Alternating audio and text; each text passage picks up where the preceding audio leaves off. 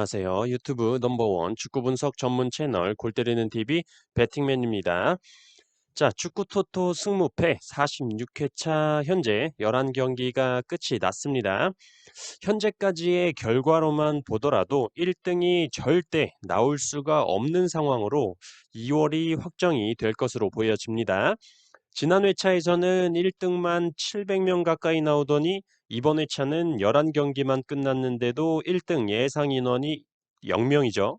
2등도 몇 명 안 되는 상황이 될 것 같은데 아주 요즘 승무패가 극과 극의 결과를 보여주고 있는 것 같습니다.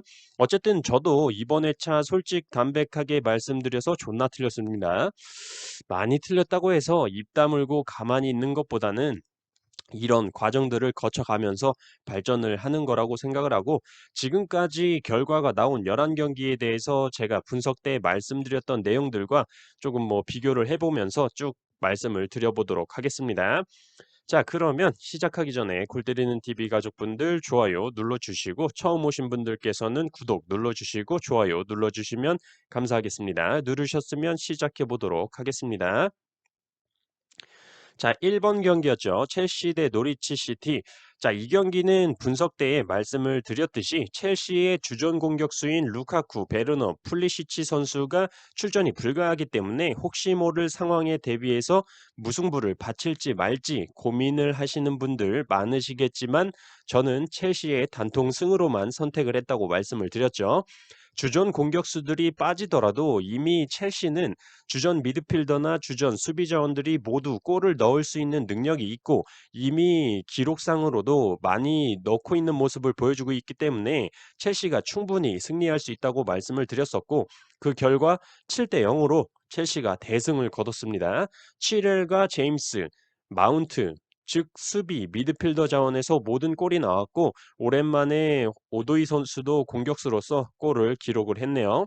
가뜩이나 노리치 시티는 수비 라인이 안 지켜져서 개털리고 있었는데 주전 수비 자원인 벤 깁슨 선수까지 경고 누적으로 퇴장을 당하면서 개 두드려 맞고 더 두드려 맞는 상황이 됐었습니다. 분석 때 말씀을 드렸던 그대로 결과가 이어졌던 경기였습니다. 자, 2번 경기 크리스탈 팰리스 대 뉴캐슬.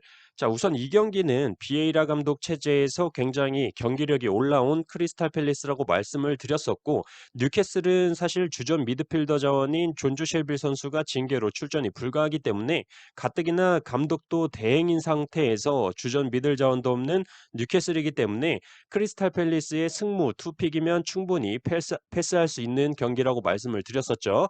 하지만 저는 그래도 리그 3연속 무승부를 하고 있는 크리스탈 팰리스이기 때문에 홈에서 충분히 승리를 할 수 있을 것이라고 생각을 해서 크리스탈 팰리스의 단통 승으로 선택을 했던 경기였는데 이 경기도 사실 경기 보신 분들은 아시겠지만 크리스탈 팰리스가 충분히 이길 수 있는 경기였다고 생각이 들고 벤테케 선수가 한 골을 기록하긴 했지만 골대도 두 번이나 맞추는 상황이 있었고 골을 넣었는데 또 반칙으로 골 취소가 되는 등 충분히 이길 수 있는 경기였는데 좀 재수가 없었다라고 판단이 들고 있습니다. 크리스탈 팰리스 점유율이 75%, 슈팅 숫자만 해도 뉴캐슬의 2배가 넘는 상황이었죠. 뉴캐슬의 칼럼 윌슨 선수의 오버헤드킥 원더골로 기름 부자 구단주님 보고 계신가요? 저 자르시면 안 돼요. 골은 기가 막혔습니다. 어쨌든 결과적으로 1대1 무승부가 나온 경기였지만 크리스탈 팰리스가 충분히 이길 경기였기 때문에 이건 사실 틀려도 분석이 틀린 게 아니기 때문에 틀렸다고 억울하진 않네요. 자, 3번 경기 에버튼 대 와포드.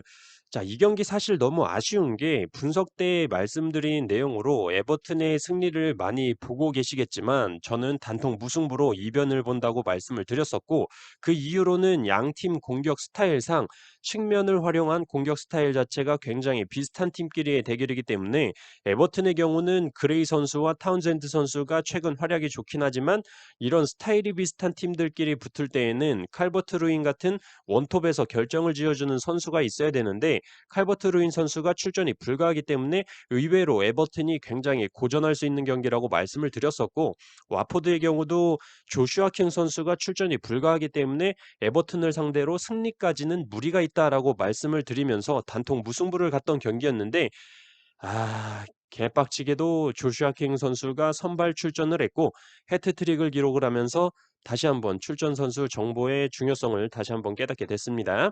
감독이 아닌 이상 사실 선수가 정확하게 출전을 할 수 있을지 없을지는 경기 한두 시간 전에 출전 명단을 보고 알 수 있는데 우리나라 축구 토토 승무패 구매 가능한 시간상 절대 확인하기에는 알 수가 없기 때문에 답답한 마음이 드네요. 어쨌든 이변이 나오면서 에버튼이 2대 5로 대패를 당하면서 끝이 났습니다.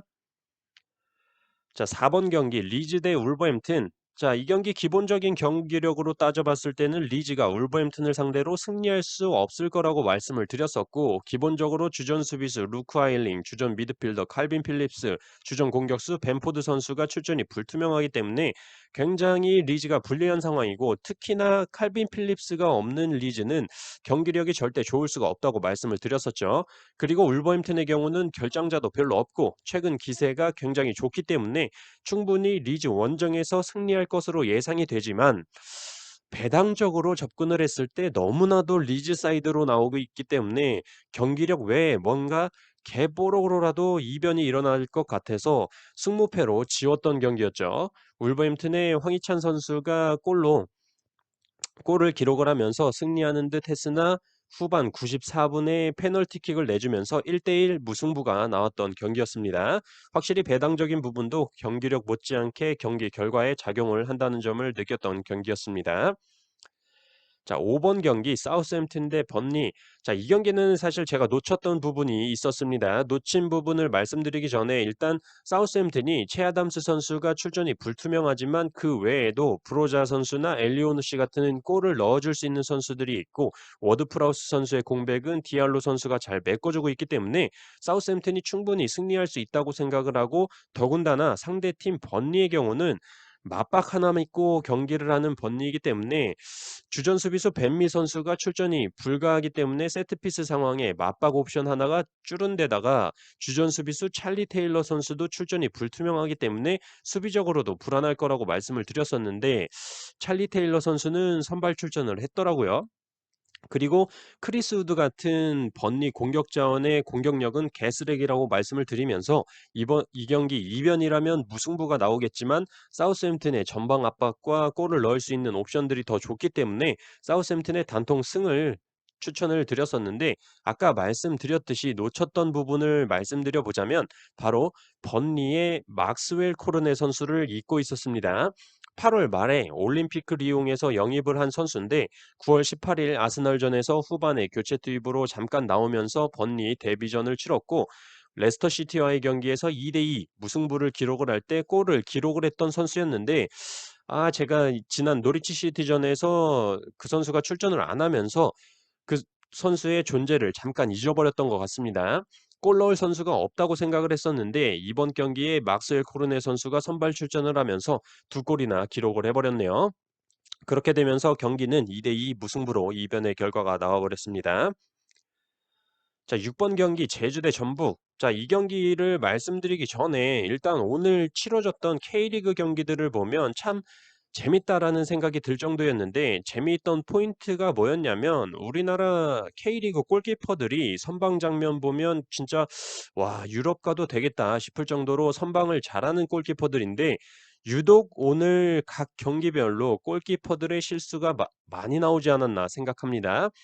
일단 제주와 전북 경기 말씀을 드려보자면 주민규 선수의 첫 번째 골 장면 송범근 골키퍼는 도대체 왜 뛰어나온 건가 싶을 정도로 뛰어나올 상황이 아닌데 갑자기 뛰어나오길래 저는 사실 무슨 똥 마려워서 심판한테 똥 좀 누고 오면 안 되냐고 물어보러 뛰어나오는 줄 알았어요. 충분히 주민규 선수 근처에 전북 수비진들이 같이 경합을 하고 있었는데 조금은 황당한 장면이었다라는 생각이 들고 그 후로 구스타보 선수가 83분과 92분에 골을 기록을 하면서 역전승을 하나 싶었더니 제가 분석 때 말씀을 드렸던 194cm의 제주 이정문 선수를 86분에 교체 투입을 하면서 제주가 막판에 이정문의 맞박을 바라보고 크로스를 올린 게 맞박으로 딱 떨궈졌는데 이걸 또 김진수 선수가 페널티 박스 안에서 기가 막히게 핸드링 반칙을 하게 되면서 2대2 아주 극적으로 무승부를 하게 됐고 저도 극적으로 개빡치는 상황이었죠. 이로써 제주와 전북은 최근 맞대결 4연속 무승부라는 결과를 보여줬네요.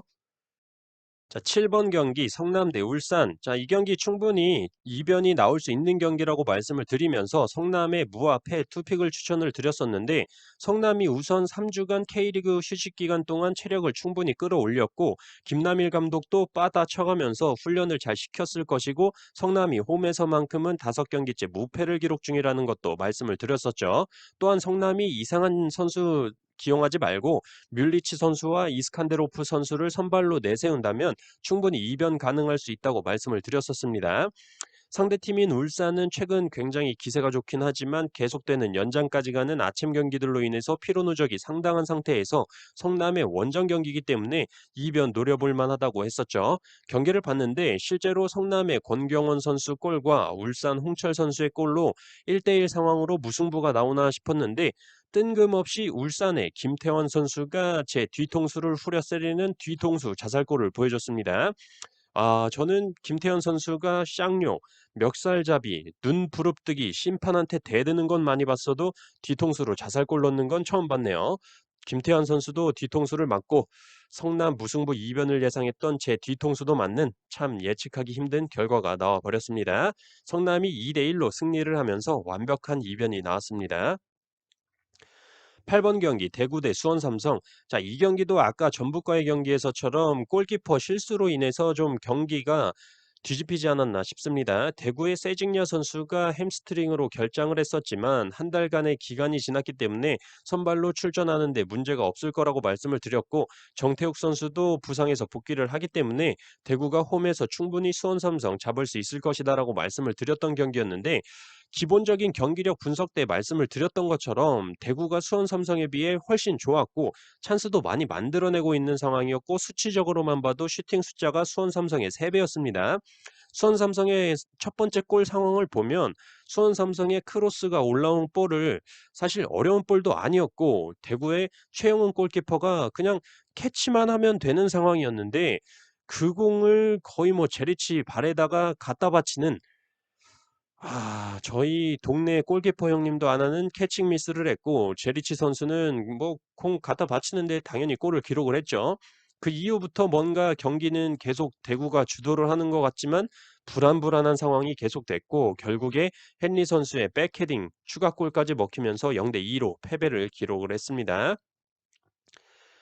자, 9번 경기였죠. 강원 대 FC 서울. 자, 이 경기는 강원의 단통 패를 말씀을 드렸던 경기였고 강원이 정배당을 받고 있긴 하지만 동기부여적으로 강등권 탈출에 FC 서울이 동기부여가 더 높고 안익수 감독님이 온 이후로 경기력적으로 확연하게 달라진 FC 서울이기 때문에 강원을 상대로 패배할 것 같지 않다고 말씀을 드렸었죠. 또한 강원이 주전 공격수인 고무열 선수가 빠져 있기 때문에 공격에서의 마무리 측면 굉장히 떨어진다고 보여지고 김대원 선수나 이정엽 선수가 있긴 하지만 결정력적인 부분에 있어서는 기대가 되지 않는다라고 말씀을 드렸었습니다. 역시나 경기 내용적인 측면으로 볼 때 비슷한 수치의 슈팅 숫자를 보여줬지만 역시나 결정력적인 부분에서 차이가 있었죠. 결과적으로 1대4로 FC 서울의 대승을 거뒀고 최근 안익수 감독님 체제에서 조용욱 선수를 200%잘 활용하고 있는 FC 서울이라고 말씀을 드렸었는데 이번 경기에서도 조용욱 선수가 골을 기록을 했고 강상희, 윤종규, 팔로세비치까지 골을 기록하는 경기가 됐습니다. 다만 막판에 팔로세비치 선수의 퇴장은 좀 아쉽네요.